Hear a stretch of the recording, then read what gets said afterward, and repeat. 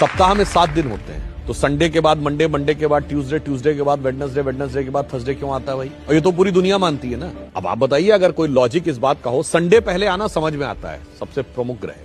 और जो हमसे कहते हैं कि आप लोग तो 7 ही ग्रह मानते हैं और 9 होते हैं, तो भाई तुम भी तो 7 दिन मानते हो, मगर सवाल हमसे पूछते हो। चलिए, अगर सूर्य सबसे बड़ा ग्रह है और साइज के हिसाब से होना चाहिए था, तो उसके बाद दूसरे नंबर का ग्रह बृहस्पति है साइज में, फिर तीसरे नंबर का शनि है, तो संडे के बाद थर्सडे आना चाहिए था, उसके बाद सैटरडे आना चाहिए। यदि सूर्य से डिस्टेंस पे देखें तो नियरेस्ट वेडनेसडे है, तो संडे के बाद बुध है, तो संडे के बाद वेडनेसडे आना चाहिए था। परंतु ऐसा क्यों होता है? उसका कारण विशुद्ध भारतीय ज्ञान, जो भारत की वैदिक ज्योतिष है, जिसमें एक चीज होती है होरा।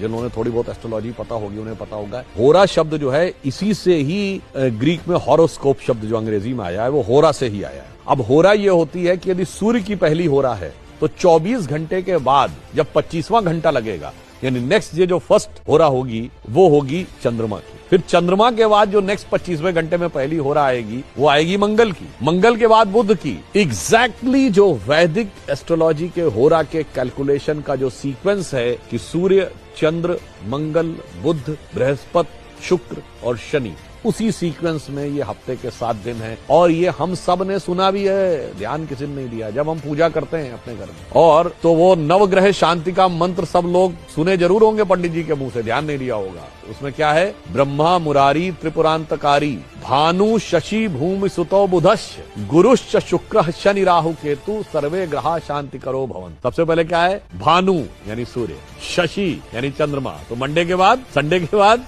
मंडे, भूमि सुतो मंगल, देन ट्यूसडे, बुधश्च, गुरुश्च, शुक्र, शनि।